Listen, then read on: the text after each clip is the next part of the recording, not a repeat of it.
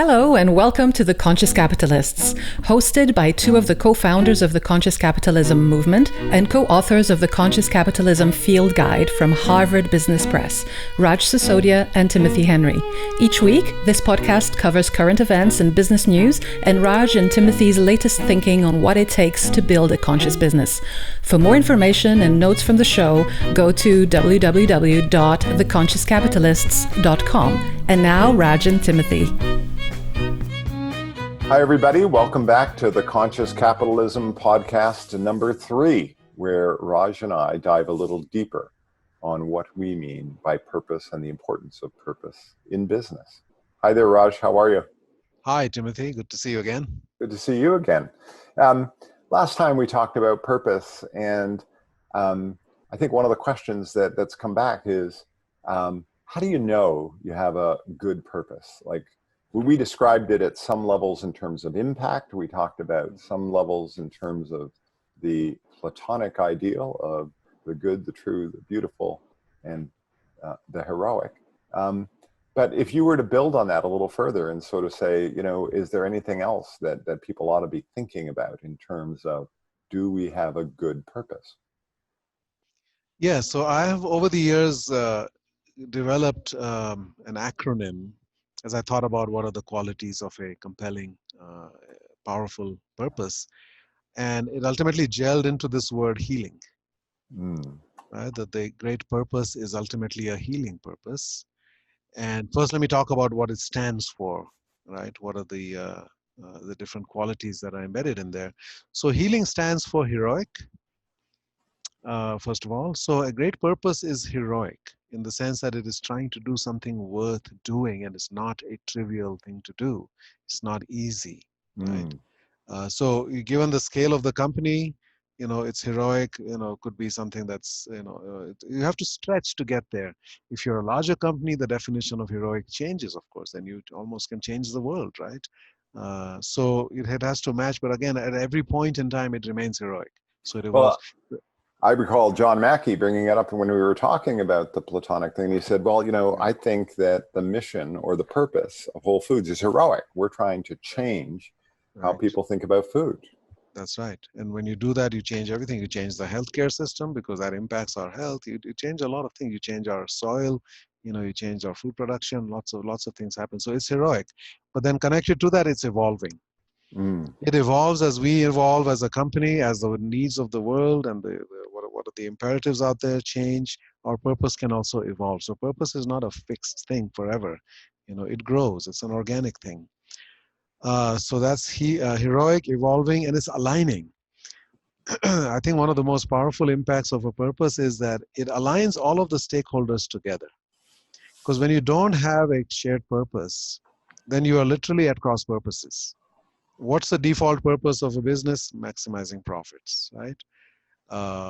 Therefore, an employee of that kind of a business will say, okay, I need to look out for myself. I need to maximize my profits, right?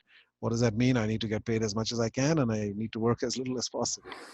Customers say, I need to maximize my profits, which means get the lowest price every time. I have no loyalty to any company. I just become very transaction oriented. Suppliers say, I want to maximize my margins.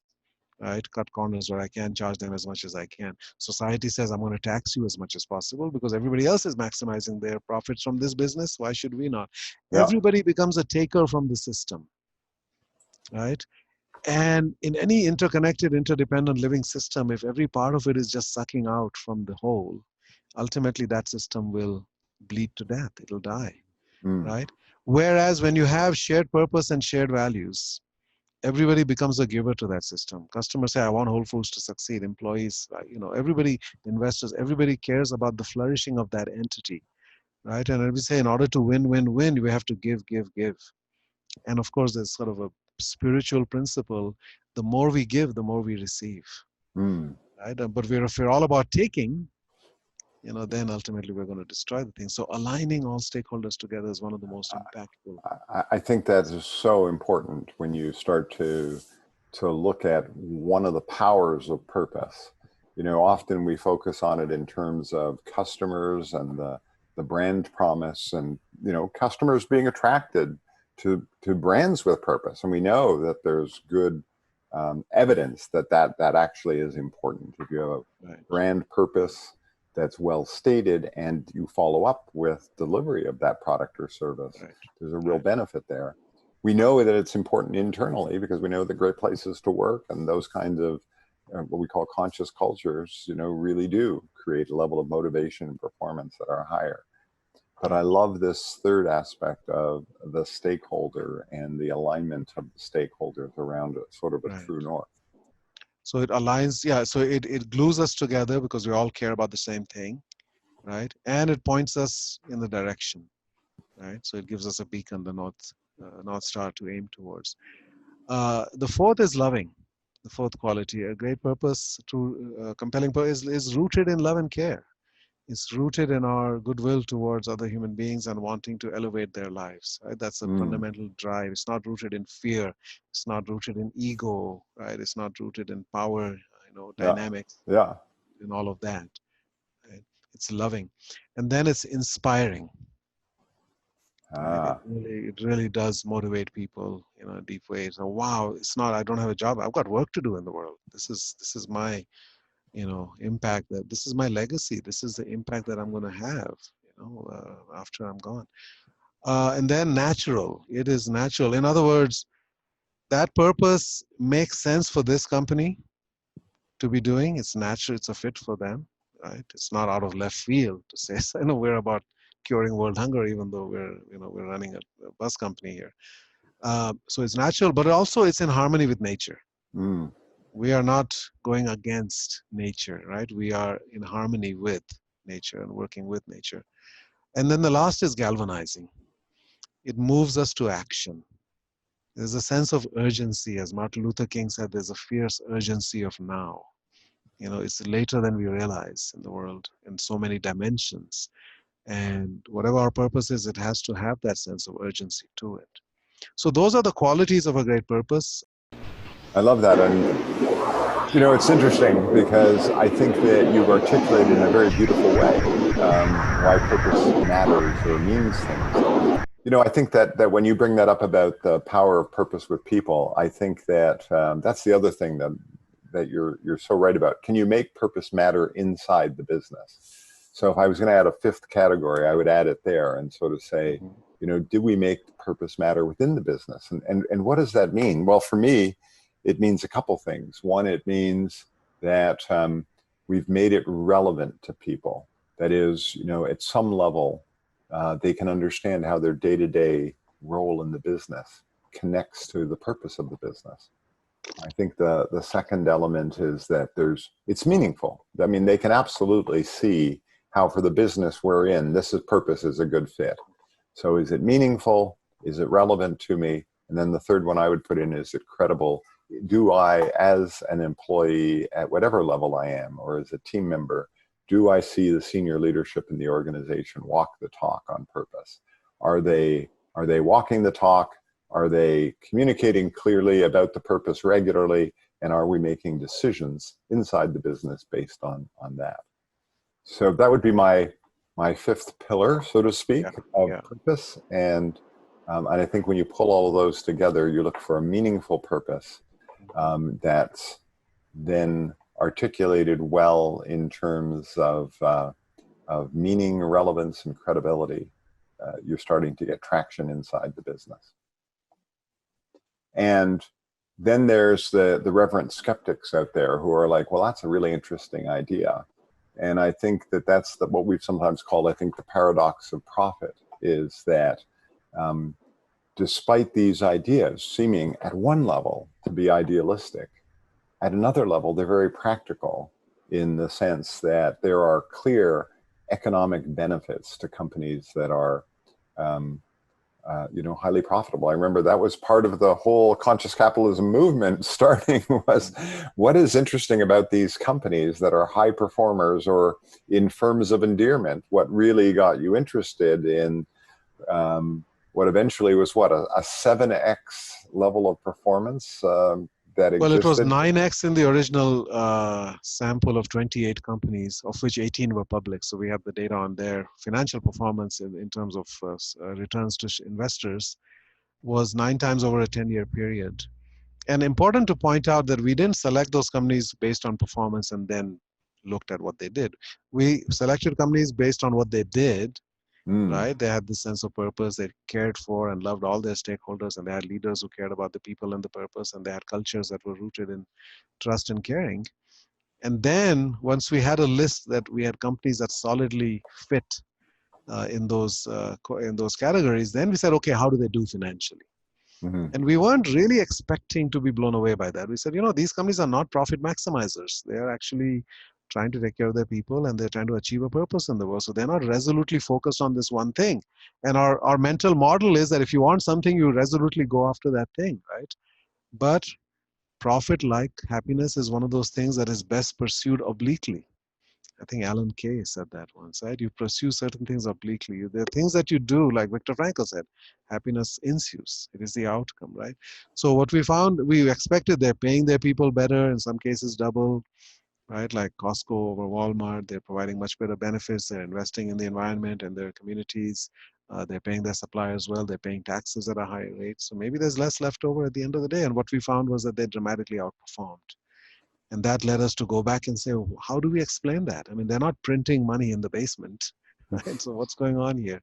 And then if you think about it, it's very logical. You've got employee engagement in these companies in 70, 80, 90% in many cases, where the average globally is I think, 18% or 15%, right?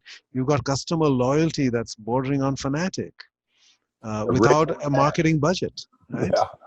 Well, Right? I always thought that was so interesting. I remember when you first brought that up and you said, and we talked with John Mackey at Whole Foods and sort of said, what's the marketing budget, the advertising budget for Whole Foods? What is it for Albertsons? Yeah. 7, Yeah. 8%. And it was like, well, if you're not paying more than 1% for your marketing budget, you're paying 8%.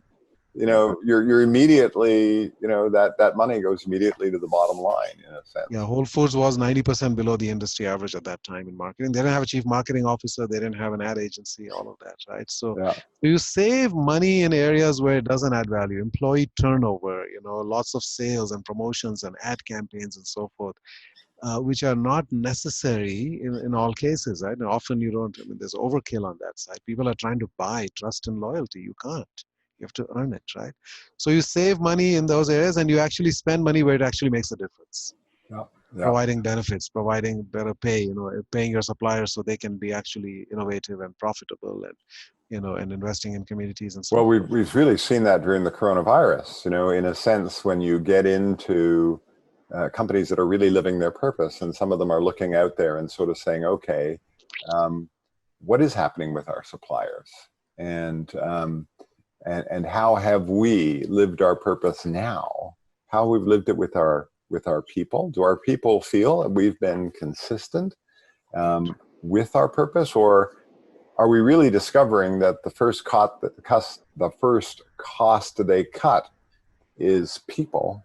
Right. Or have they tried to be more creative and say, listen, we're going to try to delay layoffs as long as we can. We'll take pay cuts, but we're all going to be in this together and look for ways in which we can save money and lower costs so we save everybody's job.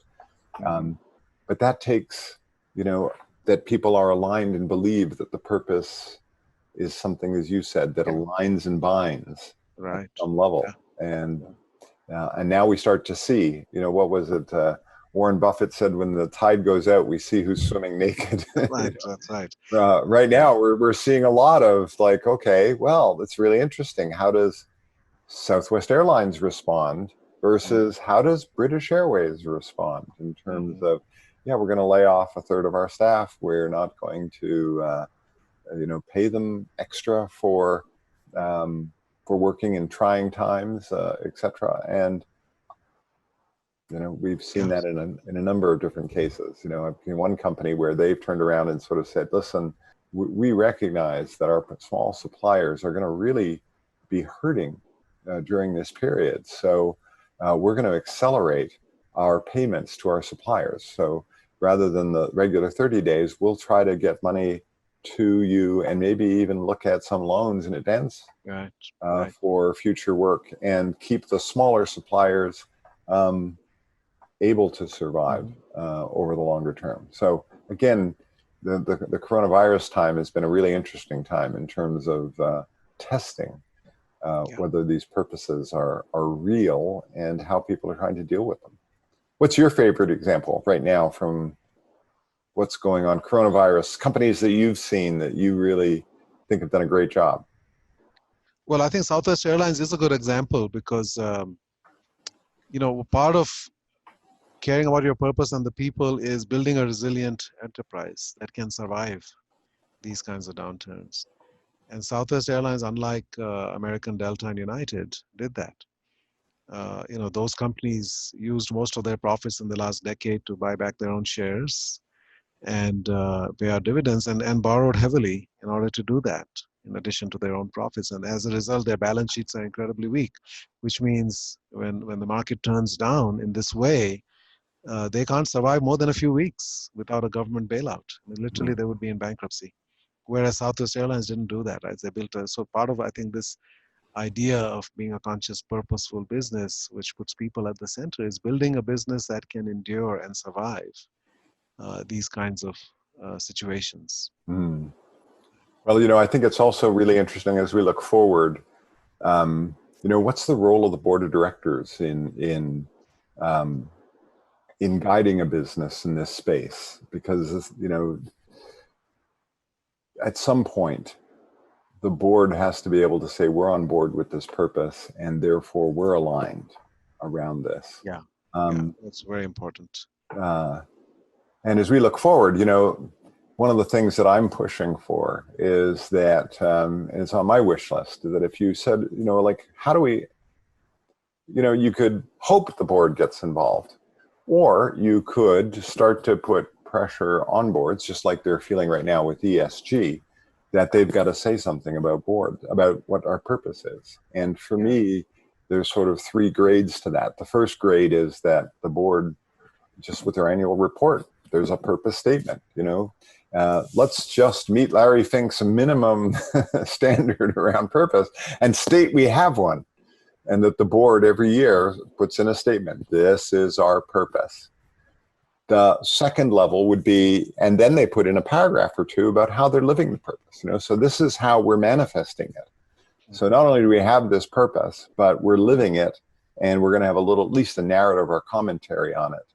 And then ultimately be able to describe what is the impact and start reporting on some metrics and targets that we've actually set out there for the corporation.